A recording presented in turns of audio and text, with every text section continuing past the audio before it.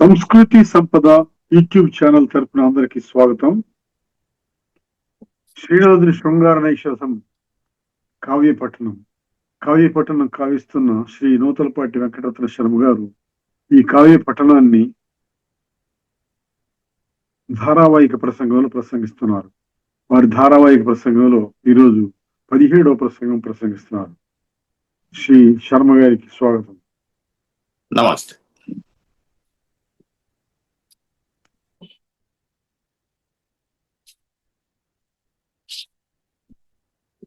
జాతరూప లక్ష్మి ఇంతొప్పునే మరాళమునకు అనుచు అద్భుతం మంది తను చూచు అధిపసుతునకిట్లనే మనుజ భాషలో హేమఖగము. మనుజ భాషలో అది అసలే హేమఖగము, బంగారపు వర్ణం, బంగారం రెక్కలతోటి ఉన్నది. అదే ఆశ్చర్యంగా ఉంది నలమహారాజుకి. దానికి తోడు అది మనుజ భాషలో మాట్లాడుతోంది. ఏమంటుందో చూద్దాం. ఎరుకనే నీవు ప్రాంతమున ఇంతటనంతటనునికి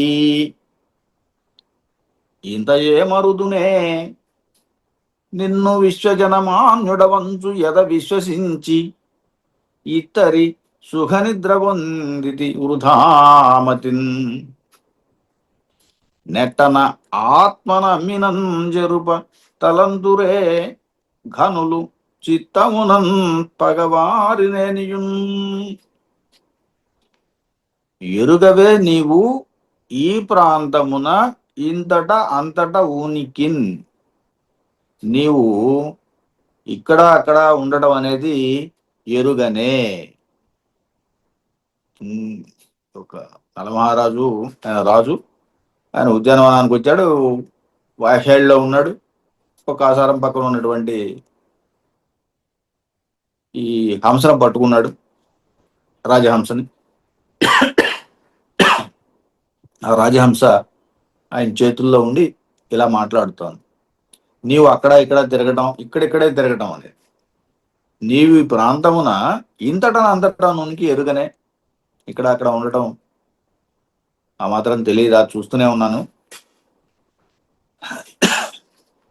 ఇంత ఏమరుదునే, ఇంత ఏమరపాటుతోటి ఉంటానా? నిన్ను విశ్వజనమాన్యుడవంచు ఎద విశ్వసించి ఇతరి సుఖనిద్ర పొందితి వృధామతి. అది దాని బాధ. నువ్వు ఇక్కడ అక్కడ తిరగడం చూస్తూనే ఉన్నాను. కాకపోతే నా నమ్మకం ఏమిటంటే నీవు విశ్వజనమాన్యుడవు అని అనుకుంటున్నాను. విశ్వజనమాన్యుడవు అని విశ్వసించి ఆ రకంగా హృదయంలో అనుకుని నమ్మి ఇతరి సుఖనిద్ర పొందితిని వృధామతినై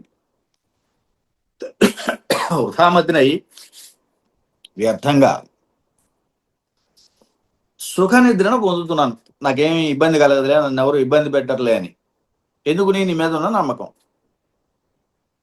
విశ్వజనమాన్యుడని కదా, అందువల్ల విశ్వజనమాన్యుడవంచు యదన్ విశ్వసించి హృదయంలో నమ్మి ఇతరి సుఖనిద్ర పొందితిని వృధామతి. నెట్టన ఆత్మ నమ్మినన్. ఈ రకంగా ఆత్మలో నమ్మినన్ చరపతలంతురే ఘనులు చిత్తమునన్ పగవారినని. ఈ రకంగా నమ్మినటువంటి వాళ్ళని గొప్పవాళ్ళు ఈ రకంగా చెరపదలంతురే,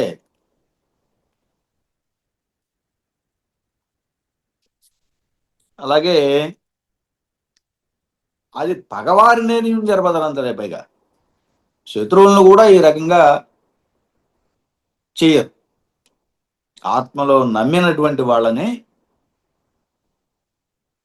శత్రువులనైనా సరే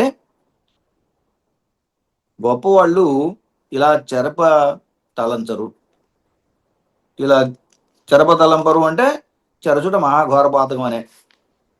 ఇలాంటి పాతక పనులు చెయ్యరు అని. అలా నీ మీద నాకు నమ్మకం ఉన్నది. విశ్వజనమాన్యుడు అంటే అందరి చేత కొనియాడబడేటువంటి వాడు, విశ్వజనమాన్యుడు. అటువంటి నిన్ను నమ్మి నేను ఇక్కడ సుఖంగా నిద్రపోయాను, నాకేమీ ఆపద కలగదని.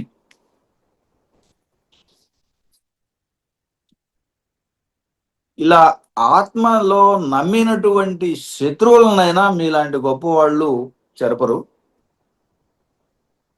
కాబట్టి నన్ను బాధించకు అని చెప్పటం.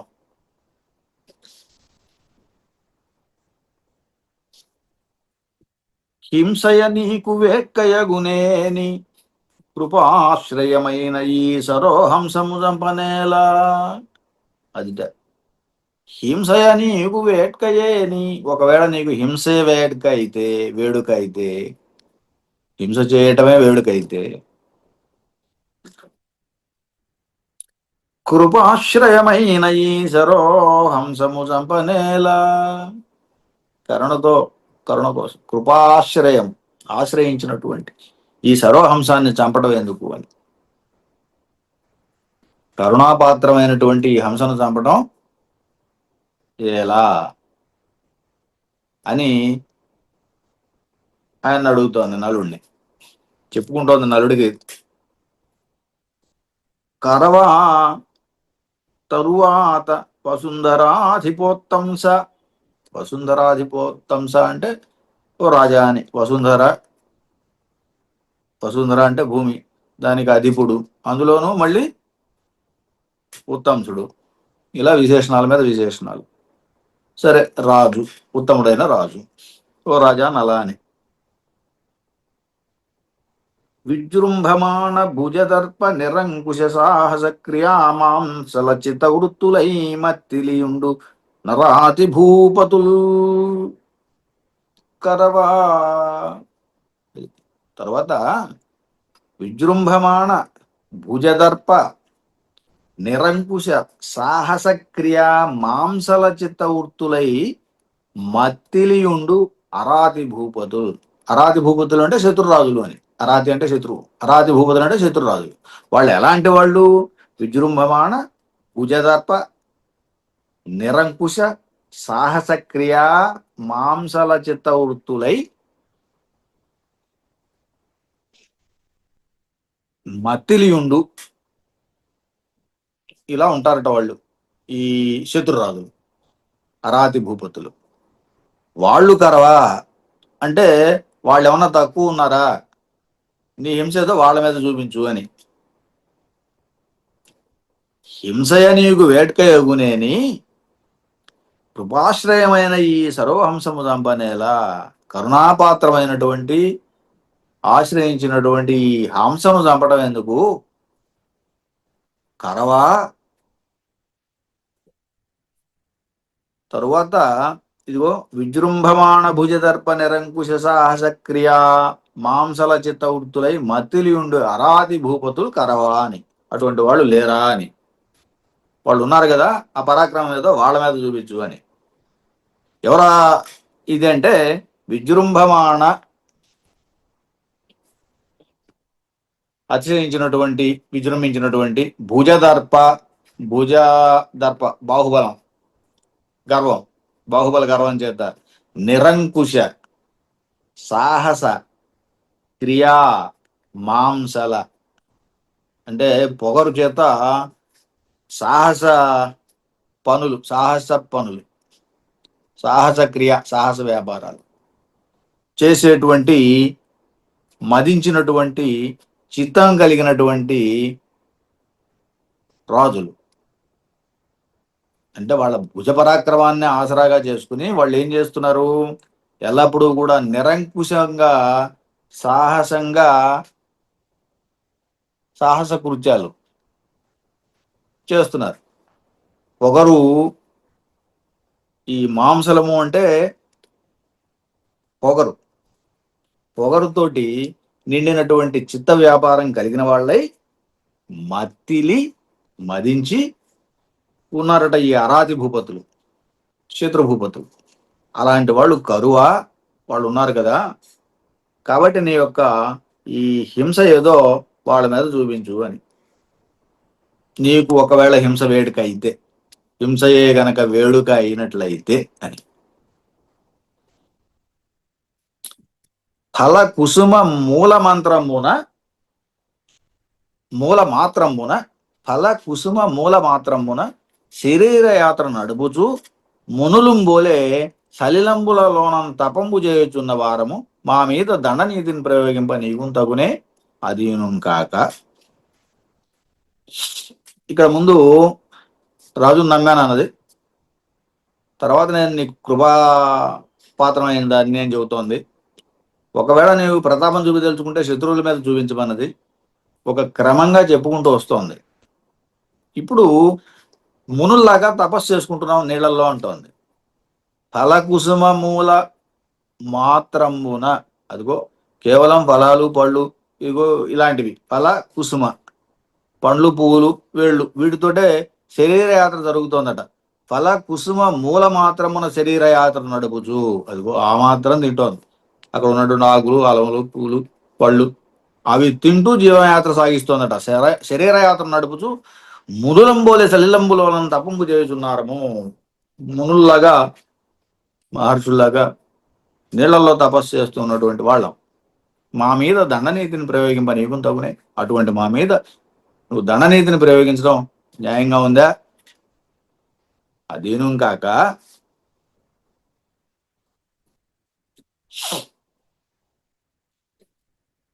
ఇలా మహర్షులు కూడా సరే, వాళ్ళు కూడా ఒకప్పుడు గాలిగోని చేస్తారు, తపస్సు చేస్తూ ఉంటారు, ఒంటికాలు తపస్సు చేస్తారు, తలకిందులుగా ఏలాడుతూ ఉంటారు, నీళ్లలో ఉంటారు, కొండల మీద పర్వతాల మీద ఎండల్లో ఎక్కడ పడితే అక్కడ రకరకాలైనటువంటి భీకరమైన తపస్సులు చేస్తూ ఉంటారు. అందుచేత ఇక్కడ నీళ్లలో తపస్సు చేస్తున్నటువంటి మునుల్లాగా అని పోల్చింది. తల్లి మదేక పుత్రక పెద్ద కన్నులుగా నవిపుడు మూడు కాళ్ళ ముసలి ఇల్లాలు కడు సాధ్వి ఏమియునెరుగదు పరమ పాతివ్రత్య భవ్య చరిత వెనుక ముందరలేరు నెనరైన చుట్టాలు లేవడి ఎంతే నీ జీవనంబు కనక కన్న సంతానంబు శిశువులు జీవన స్థితికే తావలంబు కృపదలంపగదయ్యయో నృపవరేణ్య అభయమివయ్యయో తుహినాంశువంశ కావగదవయ్య అర్థార్థి కల్పశాఖి నిగ్రహింపకువయ్య ఓ నిషధరాజా.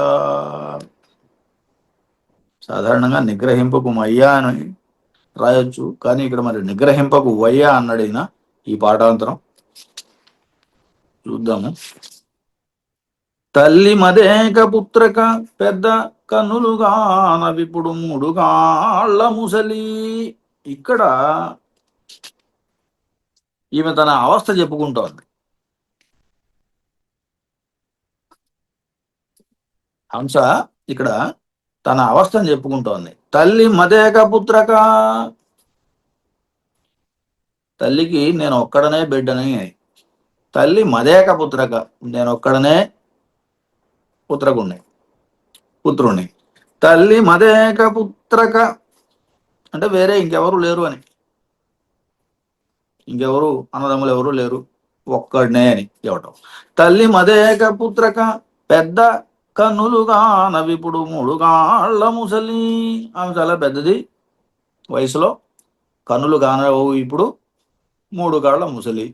మూడు కాళ్ళు అనేది సాధారణంగా చక్కని జాతీయం, ఇది ముసలితనానికి గుర్తుగా చెప్పేటువంటిది. మూడు కాళ్ళ ముసలి. ఇల్లాలు కడు సాధ్వి, అది తల్లి సంగతి, తల్లి వరకు అంత చెప్పింది. తల్లి మదేక పుత్రక పెద్ద కన్నులు గానవు మూడు కాళ్ళ ముసలి. ఇల్లాలు కడు సాధ్వి ఏమియునెరుగదు పరమ పాతివ్రత్య భవ్య చరిత. ఇల్లాలు సాధ్వి, కడు సాధ్వి, పతివ్రత, ఏమియూ ఎరుగదు పరమ పాతివ్రత్య భవ్య చరిత, గొప్ప పాతివ్రత్యం చేత గొప్ప పేరు ఉన్నటువంటి పాతివ్రత్యాన్ని అనుసరించేటువంటిది అని. పాతివ్రత్య భవ్య చరిత. వెనుక ముందరలేరు ఎనరైన చుట్టాలు లేవడి ఎంతే నీ జీవనంబు. ఇక్కడ ఇంకొకటి ఏంటంటే వెనక ముందులో ఎవరు చుట్టాలు లేరు. జీవనం కూడా చాలా లేవడి అంతేని జీవనం, చాలా పేదరికము అని. లేవడి. వెనక ముందర లేరు నెనరైన చుట్టాలు. ఎనరైన చుట్టాలు, దయ చూపించేటువంటి చుట్టాలు ఎవరు లేరు అని. లేబడి అంటే నీ జీవనంబు. సరే, జీవనం, జీవితం నడవడానికి కూడా ఏమంత ఉన్నది కాదు. లేవడి, కేవలం లేమితోటి, పేదరికంతో నడుస్తున్న జీవితం. కానక కన్న సంతానంబు శిశువులు. ఇక బిడ్డల సంగతి, కానక కన్న సంతానం శిశువులు, లేక పుట్టినటువంటి పిల్లలు. జీవన స్థితికేన తావలంబు, వీళ్ళందరికీ నేనే తావలం. జీవన స్థితికి ఏన తావలం, ఈ పైన చెప్పినటువంటి తల్లి, భార్య, మరి అట్లాగే పిల్లలు, వీళ్ళందరికీ కూడా నేను ఒక్కడే ఆధారం. జీవన స్థితికి ఏన తావలంబు, కృప తలంబగదయ్యయో నృపవరేణ్య, అభయమివయ్యయో తుహినాంశు వంశ, కావగదవయ్యార్థార్థి కల్పశాఖీ, నిగ్రహింపకువయ్యయో నిషధరాజా. కృపదలంపగదయ్యయో నృపవరేణ్య, ఓ రాజా, నలమహారాజా, కృపదలంపగదయ్యా, మా యందు కృప చూపు అని, దయ చూపు అని. అభయమివయ్యయో తుహినాంశ వంశ, తుహినాంశ వంశుడు, చంద్రవంశం. ఓ తుహినాంశ వంశ, అభయం ఇవయ్యా, నీకేమి కష్టం కలదని చెప్పి ఒక అభయం ఇవ్వు నా ప్రాణానికి. కావగదవయ్య అర్థార్థి కల్పశాకి, అర్ధార్థి కల్పశాకి, అర్థాలనిచ్చేటువంటి, యాచకులకు అర్థాలనిచ్చేటువంటి కల్పవృక్షం. పొగడటం, ఒక పని కావాలంటే పొగడాలి, అదిగో పొగడటం మొదలుపెట్టింది అనమాట. అర్థార్థి కల్పశాఖీ కవగదవయ్యా, నిగ్రహింపకువయ్యో నిషధరాజా, ఓ నిషధ దేశాధిపతి అయినటువంటి నలమహారాజా, నిగ్రహింపకువయ్యా. నిగ్రహింపద్దు అంటే నన్ను పట్టుకోవద్దు, వదిలిపెట్టు అని, ఒక రకంగా బాధించద్దు అని, పట్టుకుని బాధించద్దు అని. గ్రహించడం అంటే పట్టుకోవడం, నిగ్రహించడం అంటే చంపడం అనే అర్థం కూడా ఉంది. అలా అకటకట దైవంబా, నీ కంటికి పేలగించని పెద్ద అయ్యనే, జనని ముదిసి ముప్పుగాలమున సుఖశోక సాగరం భంగినెదగలదానవు ప్రాణేశ్వరి, ఏ చందమ్మన మద్విరహ వేదన దవానలమునం దరికొనేదవు. సఖులారా, ఏ ప్రకారమునను పుటపాక ప్రతీకాశమైన కరుణరసమున పురపురంబొకెదరు. బిడ్డలారా, ఎలాగున అతి చుట్టుపాసాకులంబులై కులాయకూలంబులను కులకలం కూసెదరు అని విలాపంబు చేయుచు దృగ్గోళకమ్ముల వేడి కన్నీరు వెడల గోలుగోలిన ఏడ్చినన్ కృపాళుండై ఆ భూపాలుండు హస్తపల్లవములు వదలి రాజహంసంబ పొమ్ము సుఖంబుండవని విడిచిపుచ్చని అనంతరంబు. అదిగో దాని బాధంతా విన్నాడు. చివరికి ఆయన దయాళువై, దయగలిగిన వాడై, రాజహంసంబ పొమ్ము సుఖంబుండవు అని విడిచిపుచ్చాడట. ఆ తర్వాత ఏం జరిగిందో తర్వాత కథలోకి వెళ్తాం. అది ఎలా బాధపడింది అంటే, ముందు నన్ను తనకున్న బాధ్యతలని చెప్పింది, నన్ను వదిలిపెట్టమని అడిగింది, ఆ తల్లి మధ్యగా పుత్రగా అనేటువంటి పద్యంలో. అది అయిన తర్వాత ఇప్పుడు అకటకట దైవంబా, నీ కంటికి పేలగింజ ఏం పెద్ద అయ్యనే, పేలగింజ కూడా పెద్ద అయ్యిందా అని. పేలగింజ పెద్ద అవడం అంటే ఏంటి? చాలా చిన్నది. పేలగింజయు పెద్ద అయ్యనే,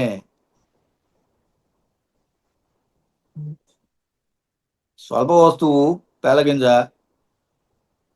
అది ఇవాళ మహాపదార్థంగా కనిపిస్తోందా అని. ఈ పేలగింజతో తన్ను పోల్చుకుంటోంది. అది హంస. పేలగింజ అంటే నేను అని అర్థం అక్కడ. నీ కంటికి పేలగింజ ఏమి పెద్ద అయ్యనే జనని ముదిసి ముప్పు కాలమున సుతుశోక సాగరంబు భంగినేదగలదానవు ముదుసలివై ముప్పు కాలమున ముదిసి ముప్పు కాలమున సాధారణంగా ముదుసలి దానిపై ఆపత్తులో ఉన్నటువంటి సమయంలో అని. సుతశోక సాగరంబు ఎబ్బంగినేదగలదానవు సుతశోక సాగరం, ఇదిగో ఈ రాజుగారు నన్ను చంపుతున్నాడు కాబట్టి దానివల్ల కలిగినటువంటి శోకం ఎలా ఈదగలవు అని, ఎలా దాటగలవు అని. శోక సాగరంబు ఎబ్బంగిని ఈదగలదానవు, సాగరం అన్నాడు కాబట్టి ఈదటం అన్నాడు. శోకం అనే సాగరాన్ని ఏ రకంగా ఈదగలదానవు అని. ఈ శోకం ఎందుకు కలుగుతుంది అంటే ఒక పక్కన ముదుసలి, రెండో పక్కన ఇదిగో ఈ కుమారుడు ఇక్కడ చిక్కున్నాడు నలుడు చేతిలో, ఒకవేళ ఆయన కనుక చంపితే ఆ వియోగం ఏర్పడి తల్లి ఇలా బాధపడుతుంది అని ఆయన అంటున్నాడు. శోక సాగరంపు ఎభంగినేదగలదానవు ప్రాణేశ్వరి ఏ చందమును మది విరహ వేదనాదవానము దరుకునేదవు. ప్రాణేశ్వరి భార్యని ఏ చందమున మది విరహ వేదనా దవానంబులను దరికొనేదవు మది విరహ వేదనా దవానంబులను దరికొనేదవు. సఖులారా ఏ ప్రకారమునన్ పుటపాక ప్రతీకాశమైన కరుణరసమున పొరపరను పొక్కెదరు. సఖులారా మిత్రులారా, ఏ విధంగా పుటపాక ప్రతీకాశమైన ఈ కరుణరసము దుఃఖంతో ఎలా పురపురం పొక్కెదరు అని. బిడ్డలారా ఏలాగున అతిక్షుత్పిపాసాకులంబులై కులాయ కూలంబులను కులకులం కూచెదరు. ఇక పిల్లల విషయంలోకి వస్తే, బిడ్డలారా ఏ విధంగా అతి క్షుత్పిపాసాకుల, క్షుత్పిపాసాకులము అంటే ఆకలి, పిపాస క్షుత్తు ఆకలి దప్పులు, నిలబడి ఎదురు చూస్తూ కులకలం కూచెదరు, ఆకలి దప్పులతోటి ఎలా అరుస్తూ ఉంటారు అని. కులకలం కూచెదరు అని విలాపంబు చేయుచు దుర్గోళకమ్ముల వేడి కన్నీరు వెడల దుర్గోళకములు, కంటి గోళాల నుండి వేడి కన్నీరు వెడలన్ గోలుగోలున ఏడ్చినన్. ఆ రకంగా కన్నీళ్లు పెట్టుకుంటూ ఏడవడం మొదలుపెట్టింది. వేడి కన్నీరు కళ్ళ నుండి రాలుతూ ఉండగా గోలుగోలున ఏడ్చినన్. కృపాలుడై దయతో కూడిన వాడై ఆ భూపాలుడు హస్తపల్లవములు వదిలి సరే ఆ చేతుల్లో నుంచి పెట్టాడు. అనంతరంబ ఆ తర్వాత ఏం జరిగింది అనేది ఈ రకంగా మొత్తం మీద నలుడు రాజహంసని సుఖంగా ఉండమని వదిలిపెట్టాడు దయగలిగి. భారద్వాజ పవిత్ర గోత్ర విమలాపస్తంభ సత్సూత్ర విద్యారాజార్థ కిరీట రాజహిత కార్యారంభ నిర్ధారణ దౌరంధర్య కళాయుగంధర సమిద్గాండీవీ శ్రీఖండ కర్పూర క్షోధ విపాండు నిర్మల యశ పూర్ణ క్షమామండల. ఇది ఆశ్వాసాంత పద్యం. ప్రథమాశ్వాసాంత కిరీటంగా ధరించినటువంటి వాడు అర్ధచంద్రుడు, రాజార్థ కిరీట. అర్ధచంద్రుణ్ణి తల మీద ధరించినటువంటి వాడు యుగంధరుడు అంటే వాడు.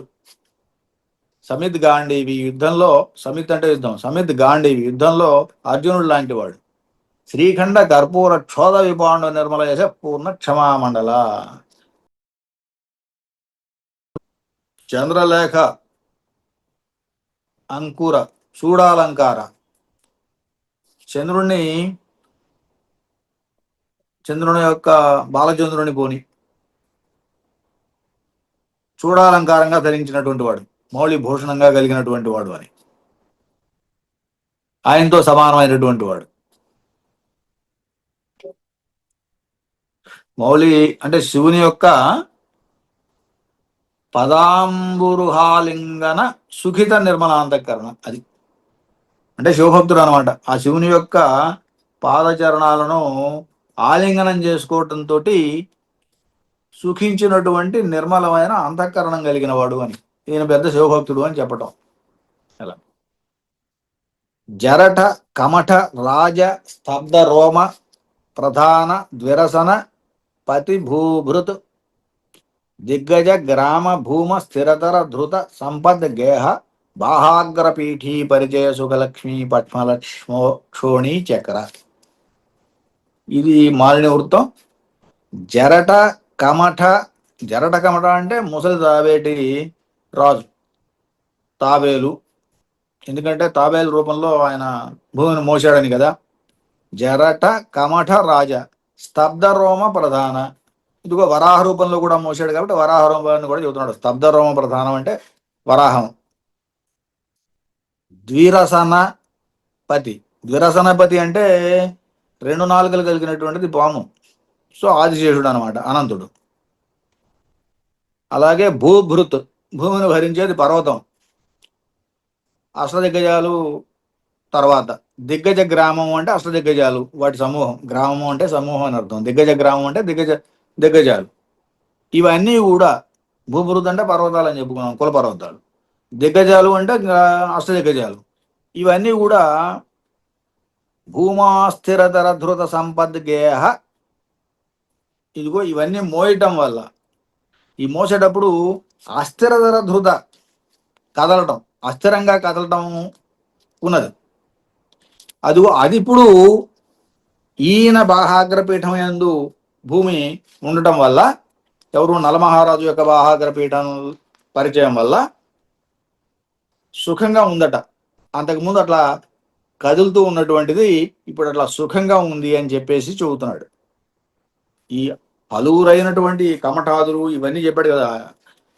అలాగే చిరకాలం ఇవన్నీ మోస్తూ ఉండటం వల్ల కలిగిన కుదుపులన్నీ కూడా ఇప్పుడు సర్దుకున్నాయి. ఎందుకుని? ఇతని బాహాగ్రపీఠం అందుకు కూర్చుని ఉండటం వల్ల. ఆ రకంగా ఈయన దేశాన్ని చక్కగా పరిపాలిస్తున్నాడు అని చెప్పటం. బాహాగ్రపీఠీ పరిచయం, దానివల్ల కలిగినటువంటి సుఖ లక్ష్మి పష్మల క్షోణి చక్ర, ఆ సుఖాతిశయం చేత దట్టమైనటువంటి క్షోణి చక్రం, భూమండలం కలిగినటువంటి వాడా అని ఆయన ఆ రకంగా చక్కగా పరిపాలన చేస్తున్నాడు అని చెప్పటం. ఈ రకంగా ప్రథమాశ్వాసాన్ని మనం ముగించుకుంటున్నాం. అనంతర కథ తర్వాత చూద్దాం.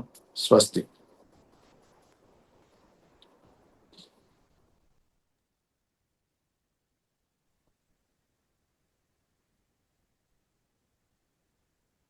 శ్రీనివాసుని శృంగార నైషధం కావ్యపట్టణం గావించిన శ్రీ నూతలపాటి వెంకటరత్న శర్మ గారికి ధన్యవాదాలు. సార్, మొదటి ఆశ్వాసం పూర్తయింది. మొదటి ఆశ్వాసం పూర్తయింది వాళ్ళ. Okay okay okay.